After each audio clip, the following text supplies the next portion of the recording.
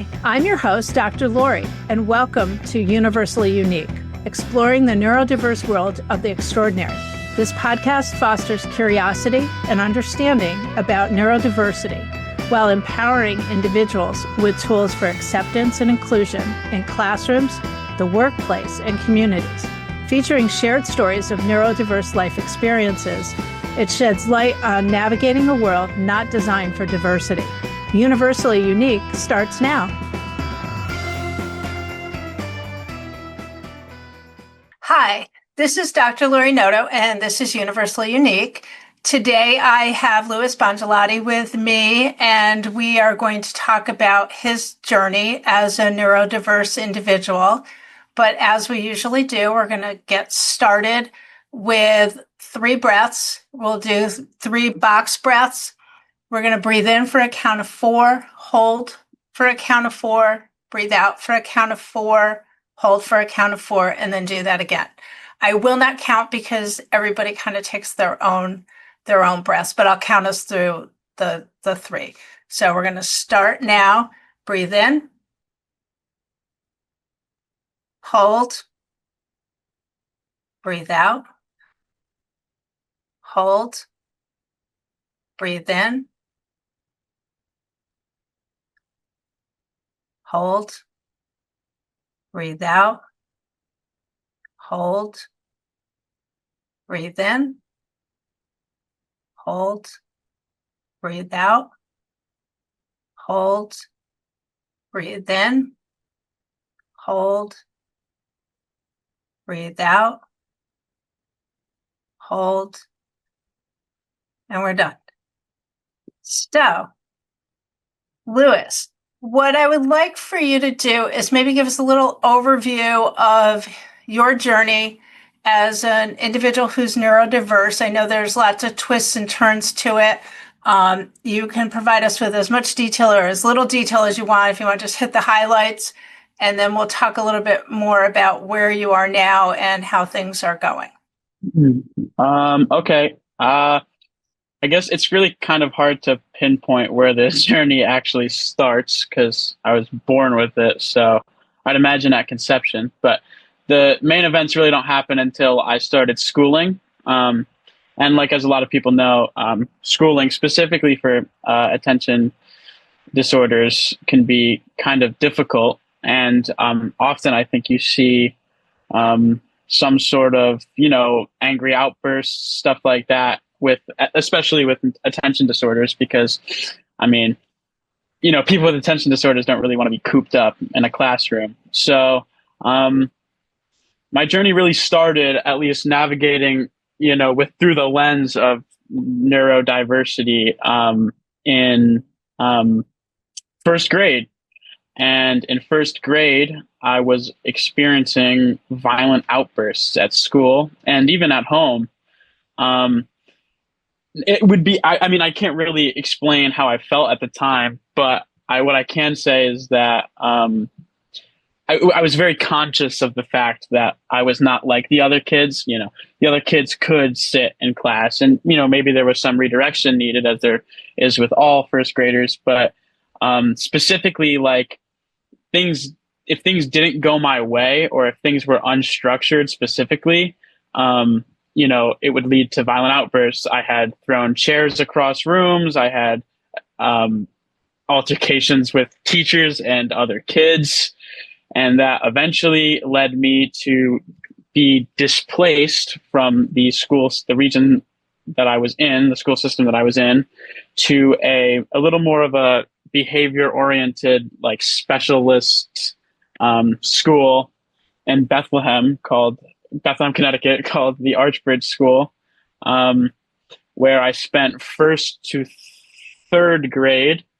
And the people there helped me deal with sort of the violent outbursts, but also honestly gave me a new appreciation for education and for the desire to learn. Because I think specifically with neurodiverse people is that, we've all heard of, savant syndrome. We've all heard of hyperfixations. I think an important strategy for neurodiversity is specifically making the process of learning and being in an educational environment engaging and interesting, and something that is rewarded in the brain. Like, you have to combat that urge to not be interested with the urge to be interested. So at that school, we did a lot of practices, and I learned a lot of skills to focus and make education something that was engaging and fun, rather than something I have to go here for 8 hours and sit down. After that school, I transferred back into my original school system. And I mean, a few up and downs here, specifically with transitions, but I made it. I graduated high school, graduated with my associates from Tungus Community College in Farmington, Connecticut. And now I am, this upcoming fall, attending the University of Connecticut at Storrs, where I am going to be pursuing a psychology degree with an interest in law, or specifically higher education, like a master's program or a doctorate program. Oh, okay. That sounds good. I think, you've pointed out transitions are hard. And I think transitions are hard for many people, but I think transitions are exceptionally difficult for individuals who are neurodiverse, especially when you find yourself in a situation that you figured out all the rules and you know the structure, and now you go to something else and you've got to start from scratch. Yeah, I would 100% agree with that. I think there's something inherently rewarding about a structure or a schedule. It's almost like checkpoints, if I could explain it like that. It's like, I know exactly what I'm doing. I know exactly how long I have to do it for. And if I have those parameters, it feels like it's a lot easier to engage myself, or it's a lot easier to just fall into the rhythm of it. Whereas, you're in eighth grade, you're staring down the barrel of high school. Now I have to walk from class to class. Now I have to be in classrooms with people I don't necessarily know, upperclassmen. Now I get more freedom, but as a result of that freedom, there's a lot more time for me to get off the beaten path. And now it's kind of hard to get back on the beaten path, specifically with high school. So I think transitions are kind of interesting. I do think they're good. And I think, especially with neurodiverse people, I think it makes you more resilient to change, because change is very hard for people who are neurodiverse. But I think the more change you can experience, the better. But I also think that having a plan for the change is necessary. Like, you have to know how you're going to deal with it. You can't just walk into change blind. Good point. And you talk about structure, and I think as you get older, the expectation is you're creating that structure for yourself. Yes. So while you were at the community college, you had the opportunity to figure out how to get your assignments done, when you were going to get them done, what the topics might be for a variety of different papers, because nobody was giving you those very specific things, that oftentimes you got to pick things yourself. Do you feel that that's prepared you for the last couple of years of your bachelor's degree? Yeah, it was funny, because I honestly, senior year was an educational low point for me. My GPA was, I just completely did not care about education or school. I had gotten into Springfield University, and I was pretty sure that that's where I was going. So I was like, I don't really care anymore. So it led to a lot of goofing off. It led to a lot of, principal's office visits for them to tell me to knock it off and then send me back to class. And then something happened in senior year where I was like, I don't want to go to Springfield. I don't know if it was too much change. I just don't think it was the right change. Like, Springfield was a school that I was settling for. I didn't get into University of Connecticut Storrs. I got into the Stamford branch, which is a little farther down on the coast of Connecticut. And that was not something that I had wanted to do. Like, I didn't want to go live in the city of Stamford alone and figure out how to walk around a city to get to all my classes, because the classes are scattered throughout Stamford. So I had decided to go to community college. And what's funny is that I really didn't experience the adversity that comes with change. My first semester at Tungus, I finished with a 4.0. And I think that freedom was good, but I don't think I would have been prepared for that freedom had I not, um, experienced the harder transitions from intermediate school to middle school to high school, elementary school to intermediate, whatever it might be. Um, I think I handled that transition to Tunxus a lot better, and I also think that was part due to the great staff they had there and the great accommodations they had. But yeah, I do think that has prepared me for UConn. I feel like I kind of know the game. Like I know I have to get credits. I know I have to Yes. do good in the classes. And I know I just have to go. And I think knowing that it's almost like you're carrying the same, like, how I said, like from middle school to high school, schedules might change, but nothing really changes besides like the 50 random people that are going to be in my lecture hall. But that's not really like a variable that really matters. Like I feel like I can carry over my system and my schedule and my routine to UConn from the school I was at before. So I don't anticipate that being an issue. So you've built a foundation. So Yes. you have a foundation to keep building this house. And I think you make a good point. You have to go to class. And I think one of the challenges that I'm sure you experienced was part of your high school was during COVID. And the online approach, I don't think is always necessarily a good approach for everyone. It's a great approach for certain folks, and it's a terrible approach for others. So I don't think that was a good learning environment for you.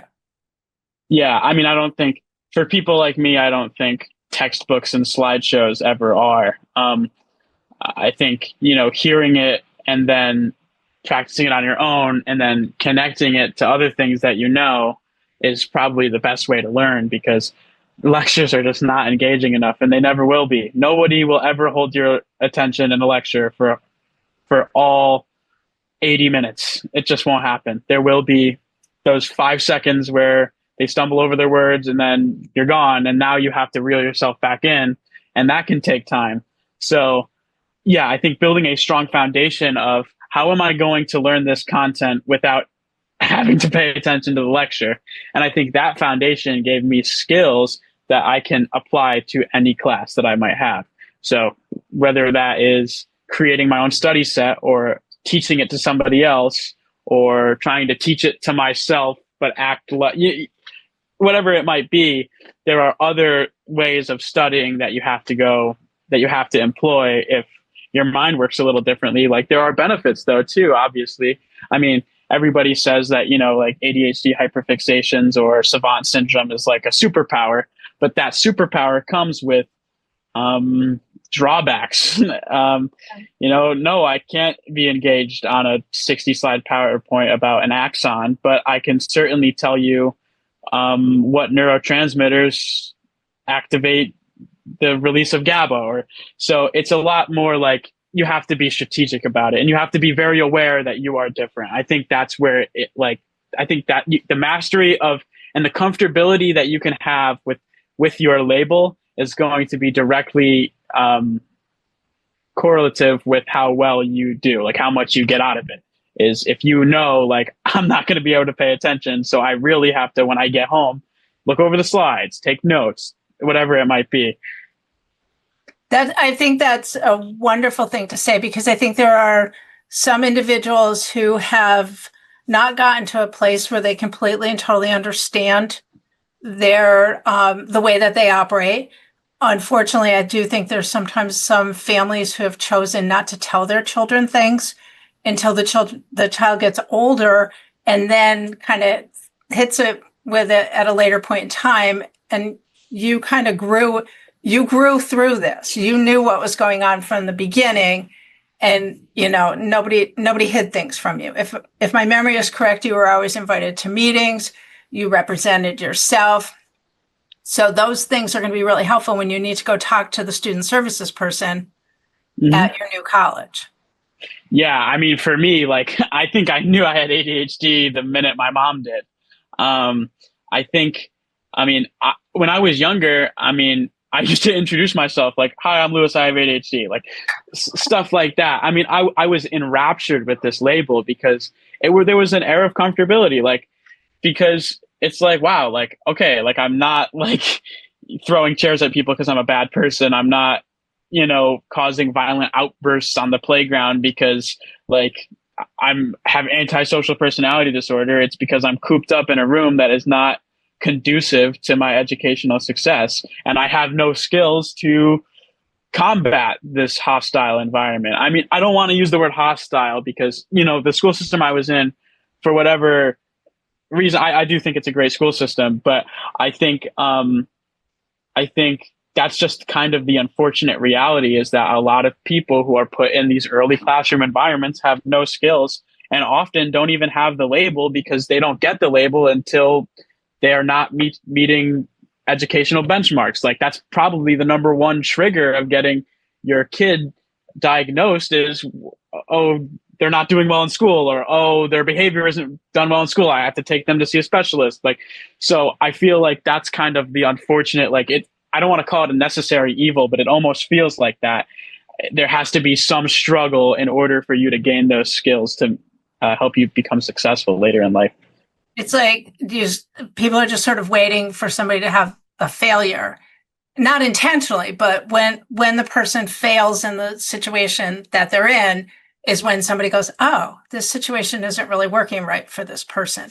And I completely agree with you. I think that we have way too many misconceptions about learning from early childhood through adulthood, and that there's not this sit down and somebody talks at you all the time, because there's not really that many people that are that interesting for 60 minutes. You've got to break things up, and some teachers don't know how to do that. I think, if we look at really young kids, play is their thing. So Yeah. moving around, so nobody expects them to sit down, at least not until they get to kindergarten, which is our newfound problem. I think that we expect kindergartners to sit in a seat for some obscene amount of time that a kindergarten would never sit in a seat. So, you talked a bit about the hyper focusing and that kind of stuff as being, it's a superpower, but it's also the kryptonite sometimes, isn't it? Yeah. I mean, I could probably tell you just about anything you wanted to know about basketball, but if you asked me about my exercise science class that I took this last semester, I don't really know how much about synovial joints I would be able to tell you. And I think that's kind of the clear emphasis on what a hyperfixation really is. It's just kind of a hobby, but taken to like the umpteenth degree. So when you get a hyperfixation, it's like, well, here's something I'm interested in. Now I have to know everything about it. And if I don't know everything about it, I have to then fix that and know everything about it. And so I think I think you're right. Like the hyperfixation is the superpower and the kryptonite, but I also think the hyperfixation reveals a life plan. Like if you have something that you're interested in and it's the only thing that you can be successful doing and it's the only thing that you can really be and put your all into, I think that's something that you have to chase. That's a feeling that you have to chase down because people who are neurodiverse like me just won't hack it in a job that they don't care about or hate. It just won't. It's not. I mean, maybe you could point to me examples, but I couldn't think of one example where I was working a dead end job at a paper company, like making good money, but like not something I'm interested in. I don't think I would last very long there. No, I think that's a good point. And hopefully whatever it is that somebody's interested in turns out to be something that actually has the potential for a job, that you're not interested in something that's either so obscure that a job doesn't really exist around it, or, sometimes some folks don't necessarily move their interests with their age as much as maybe they need to. Yours Yeah. obviously has grown over time. I suspect nobody wants to be in a basketball pool with you because you have a lot of information.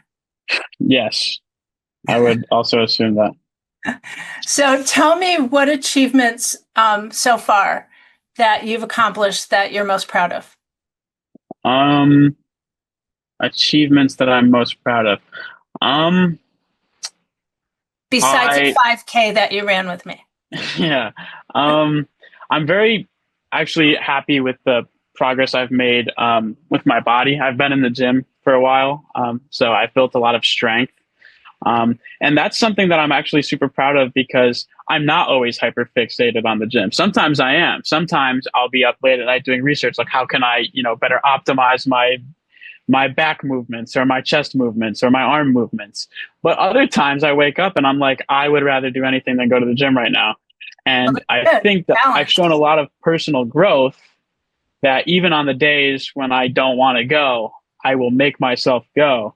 And we talk about the mental health boosts of physical exercise. Nothing feels better than when you complete a workout on a day that you really did not want to work out. I mean, that is what keeps you coming. And I think that is great, specifically for ADHD, which is a problem with the reward system, the feedback loop of the reward system in the brain. I think when you get that reward, even when you didn't want to do it, it makes you more likely to be like, okay, I have to do this. I mean, honestly, I've seen like maybe a causal link between me going to the gym and being able to hand in assignments earlier and earlier. A lot of my life has been played on the deadlines. Turn in a paper the day, 2 hours before it's due. Turn in a paper the day before it's due. This last semester, I had a 10-page paper due in my child and adolescent development class, and I got it done 2 weeks before it was due. That was incredible. I've never done anything like that in my entire life.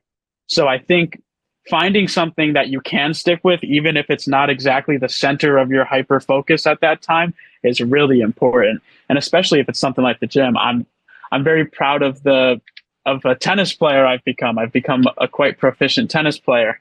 I'm still not very good because tennis is very hard, but my forehand's coming along, and it's something that I can kind of assert I'm always going to be interested in it. It might not always be on my mind, but if somebody says, let's go play tennis, like, let's go play tennis. I'm proud of, I don't have a lot of like achievements that I can point to, like a plaque on the wall, but I'm proud of the friend that I am, and I'm proud of the romantic partner that I am. I think I'm a pretty good interpersonal person, and that can be sometimes hard for people with ADHD because hyperfixations don't just center around topics or genres or objects. They can center around people. And I think I've done a good job divvying up my time and attention between friends, partners, people. I think I'm proud of that. Yeah. No, I agree with you. I think that you have really good interpersonal skills. I think that you are very interested in other people and how, what they're interested in, what might be going on for them, how to support them. I think that that's definitely a skill that you have. Do you think there was anyone along the way during your journey who kind of helped you think about things that way, or somebody that you would point to who was like really instrumental in helping you move forward? Interpersonally, I can think of a few. Educationally, I can think of a few. So I guess I'll do both. Educationally, I mentioned the Archbridge School by Wellspring in Bethlehem, Connecticut. There was a paraprofessional there named Mark who actually showed me my love of basketball. And I think he really was able to open the frame on how my outbursts affect other people. And I think the moment that I saw that, like, wow, like I thought it was just me having a bad time when I was flipping out. I think that really helped open my eyes to, like, I understand there's a certain amount of egocentrism that young people have, but I think that opened my mind that I am not the only person on earth, and that everybody has hard times with certain things. And that even though I'm having a hard time, and it is okay to have a hard time, there should be space to have that hard time. But the moment that hard time starts affecting other people is when you kind of have to get a leash on it. And I know that can be hard, but I would say, yeah, Mark from Wellspring. There was there's a teacher at Wellspring named Theo who really taught me compassion. He and I used to argue about things that I was undereducated, being an 8-year-old on. And I think a lot of his perspectives on the world developed a lot of empathy, and that empathy I still employ when building my worldview, my political worldview, moral worldview, ethical worldview. things like that. I would say interpersonally, I think I've learned from my mother a lot of sacrifice. I think I sacrifice a lot for other people. Sometimes, a lot of the times, more than I really should. But I'm proud of how much I sacrifice, because every time I do, it reminds me of my mother, and that's somebody to. I think my mother is a person to desire to be like. I would say my mother interpersonally. I would say my mother's father, my grandfather Dewey, has helped me interpersonally kind of be able to roll with the punches. And I would say my few friends, to mention them: Ethan, Jameson, Pierce, Hayden, Sam, the other Ethan. I think they've taught me that that even though I'm different, it's not really something that is going to make it hard to make friends. Like, they will still be there for me even when I'm acting, even when I'm super far down a hyperfixation rabbit hole. Just the time and patience to listen to what I'm talking about has really built up my interpersonal skills to the point where I'd say I'm pretty skilled at personal relations. Yeah, I think I would agree there. And these are folks that you've known since you were young. So there were periods of time where you probably scared them when Yes. bears were flying around. But all of your growth, you showed them that you were a different person, and they continue to be your friends. So I think that's a real accomplishment. So we're getting kind of close to the end. Is there what would you want other people to think about as they are having opportunities to interact with somebody who has ADHD? Are there a couple of things that you would want them to remember? Well, like, I would just remember, any time that you felt misunderstood, every person on earth has felt misunderstood. And I think feeling misunderstood is kind of an experience that is unique, but not unique, but I guess a little more intense for people who are neurodiverse. So I think it's a testament to your own character if somebody is, dealing with ADHD or autism or whatever it might be.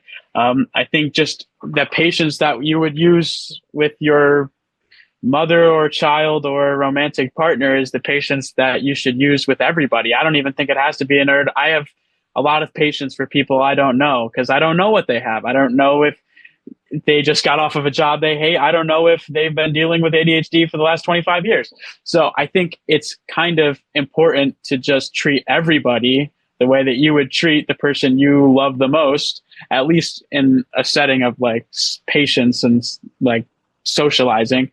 I think it's important to treat people well.